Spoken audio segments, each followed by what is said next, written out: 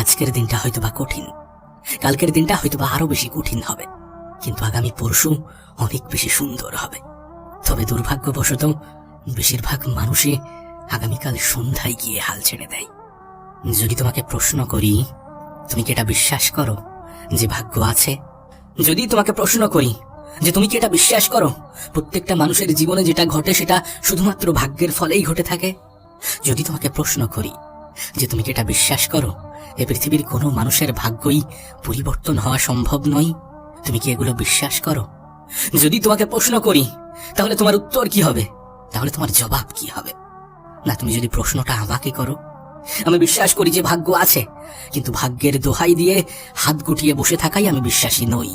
ঠিক এটা যেমন সত্য যে ভাগ্য আছে, এটাও কিন্তু সত্য যে আমাদের ভাগ্যে কি আছে আমরা কেউই জানি না। আমরা কেউই জানি না কার ভাগ্যে কি লেখা আছে।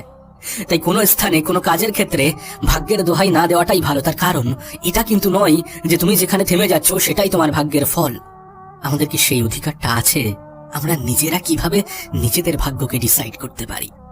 আমি দেখেছি এই পৃথিবীতে এমন হাজারো মানুষ আছে যারা অনেক স্বল্প বয়সে নিজের জীবনকে পরিবর্তন করতে সক্ষম হয়েছে।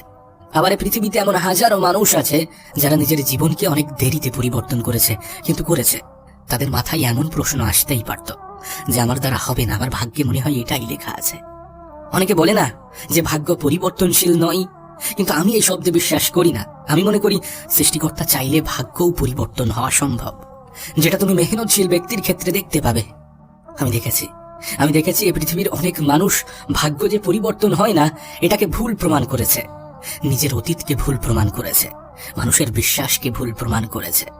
আসলে আমরা যে একগুচ্ছ রিকোয়ারমেন্টের কথা বলি না যে আমার এটার জন্য এটার প্রয়োজন, বাস্তবে কিন্তু তেমনটা নয়। একটা সুন্দর জীবনের জন্য লিমিটেড রিকোয়ারমেন্টই যথেষ্ট। আর তুমি যদি সেই কথাই বলো তাহলে আমি বলবো এই পৃথিবীতে এমনিতেই মানুষের চাহিদার কোনো শেষ নেই। তুমি যদি সেই পরিপ্রেক্ষিতে বলো তাহলে পৃথিবীর কোনো ব্যক্তি সুখী নয়। আর তুমি সেটা ভাগ্যের দোহাই দিয়ে কাটিয়ে দিতে পারো, কিন্তু এটা ভাগ্য নয়, এটাই পৃথিবীর বাস্তবতা। আচ্ছা, তুমি কি কোনো শিশুকে বলতে শুনেছো যে আমার জীবনটা খুবই সুন্দর? না, তার এই জীবনটা ভালো লাগে না। সে বড় হতে চাই, বড় হয়ে এটা সেটা করতে চাই, সে মনে করে সেই জীবনটা সুন্দর। কিন্তু একজন প্রাপ্তবয়স্ক মানুষ সে কিন্তু মনে করে যে আমার জীবনের গোল্ডেন এজ ওই শৈশবটাই ছিল। তার মানে কি পৃথিবীর কোনো ব্যক্তি নিজের জায়গা থেকে সুখী নয়, এবং এটাকে কোনোভাবেই ভাগ্যের দোহাই দিয়ে কাটিয়ে দেওয়া যায় না। এটা বাস্তবতা, এটা সত্যতা। যে জবে আছে সে জব ছাড়তে চাই, বেকার ছেলে জব পেতে চাই। যে অবিবাহিত সে বিবাহ করতে চাই, যে বিবাহিত সে সংসার জীবন ত্যাগ করতে চাই। এবার তুমি ভাগ্যের দোহাই দাও বা অন্য কিছু, এটাই বাস্তব, এটাই সত্য যে আমরা কেউই আমাদের জায়গা থেকে সুখী নই, খুশি নই। তুমি কি এটা অস্বীকার করতে পারবে? আমরা কি এটা অস্বীকার করতে পারবো যে কোনো কিছু পাওয়ার আগের মুহূর্ত পর্যন্ত কোনো জিনিস আমাদের কাছে সুন্দর মনে হয়, কিন্তু সেটা পাওয়ার পরে আমাদের কাছে মূল্যহীন, গুরুত্বহীন, অবহেলার শিকার হয়? তাই একটা কথা আছে যে কিছু জিনিস দূর থেকেই সুন্দর। এটা বাস্তব, কারণ কিছু জিনিসকে আমরা দূর থেকেই সুন্দর মনে করি। তবে তোমার কাছে একটা অনুরোধ করব, নিজের ভাগ্য নিজে ডিসাইড করো না। যখন নিজের সাথে নেগেটিভ কিছু ঘটে তখন সেটাকে ভাগ্যের দোহাই দিয়ে বসে থেকো না। যখন তুমি বারবার বিফল হতে থাকো তখন সেটাকে ভাগ্যের দোহাই দিয়ে বসে থেকো না। কারণ তুমি যেটাকে সমাপ্তি ভাবছো হতে পারে সেটা সমাপ্তি নয়, হতে পারে এখানেই জীবনের সমাপ্তি নয়। যদি সমাপ্তি হতো তাহলে সুন্দর হতো। আমি দেখেছি আমরা সাধারণত সেখানে গিয়েই হেরে যাই যেখান থেকে আর একটু গেলে হয়তোবা সফল হয়ে যেতাম। কোনো মানুষের জীবন পরিবর্তনের জন্য সবথেকে প্রয়োজনীয় জিনিস কি জানো? চেষ্টা। হ্যাঁ, চেষ্টা করো, নিজের তরফ থেকে সম্পূর্ণ চেষ্টাটা করো। যতটা চেষ্টা করার পরে নিজের উপরে কোনো আফসোস হবে না, যতটা চেষ্টা করার পরে ভাগ্যকে ভাগ্য হিসাবে ক্লেম করা যায়, ততটা চেষ্টা করো। চেষ্টা একজন মানুষের জীবন পরিবর্তন করতে কতটা সক্ষম সেটা আমি তোমাকে বলে বোঝাতে পারবো না। এই পৃথিবীতে কত মানুষের জীবন পরিবর্তন হয়েছে শুধুমাত্র একটা লাইনের মাধ্যমে। আর একবার চেষ্টা করে দেখি, শেষ চেষ্টা করে দেখি।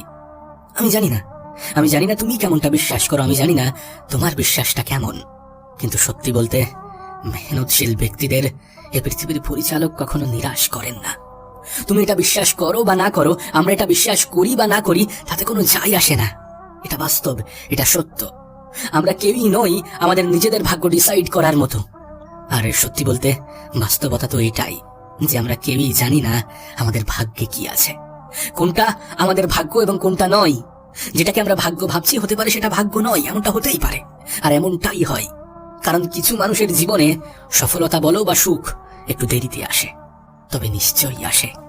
তবে এটা বাস্তব, এটা সত্য যে আমরা জীবনের সেই জায়গায় গিয়ে হার মেনে নিই যেখান থেকে আরেকটু গেলে হয়তোবা সফলতা পেয়ে যেতাম। তোমার কাছে একটা অনুরোধ করব, হতাশ হও না, মন খারাপ করো না, নিজেকে অপরাধী মনে করো না, উপরওয়ালাকে দোষারোপ করো না। তুমি হয়তোবা তানার অপেক্ষায় বসে আছো যে তিনি কখন তোমার জন্য কিছু করবেন, কিন্তু উল্টো ভাবে কেন ভাবছো না? ভিন্ন ভাবে কেন ভাবছো না? বিপরীত ভাবে কেন ভাবছো না?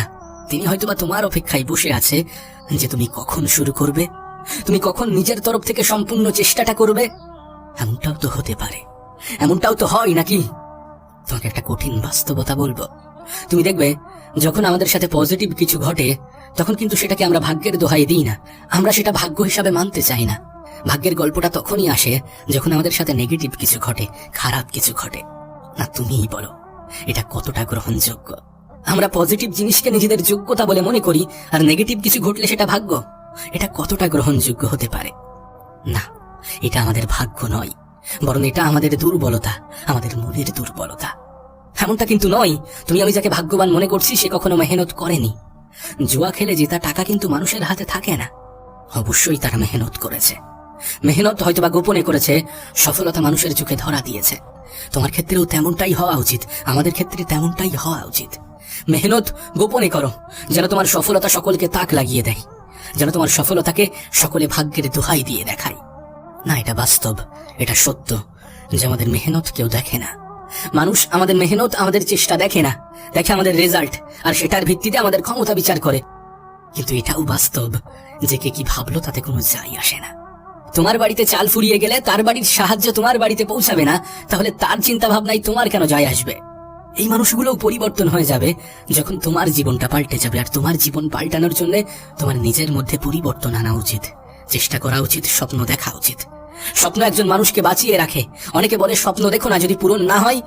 পূরণ হলো না, ঠিক আছে, কি হয়েছে? কিন্তু লক্ষ্যহীন মানুষ তো মৃত ব্যক্তির নেই। যে মানুষটার জীবনে কোনো টার্গেট নেই, কোনো লক্ষ্য নেই, কোনো নির্দিষ্ট গোল নেই, সে তো জীবিত থেকেও মৃত। যে মানুষটা এটা ভেবে নিয়েছে যে আমার কোনো যোগ্যতা নেই, আমার সাথে ভালো কিছু ঘটবে না, সে তো জীবিত থেকেও মৃত ব্যক্তির নেই। আমি জানি না কে কেমনটা ভাবে, কিন্তু আমি মনে করি প্রত্যেকটা মানুষের মধ্যেই কোনো স্পেশাল অ্যাবিলিটি, কোনো স্পেশাল ক্ষমতা আছে। তাই কোনো ব্যক্তি যদি নিজের যোগ্যতার উপরে সন্দেহ করে, তাহলে তার থেকে বড় অপরাধী এই পৃথিবীতে অনেক কম মানুষই আছে। আমি এটা মনে করি জানো, যে পৃথিবীতে কোনো ব্যক্তির শারীরিক ক্ষমতার থেকে মানসিক ক্ষমতা বেশি থাকাটা প্রয়োজন।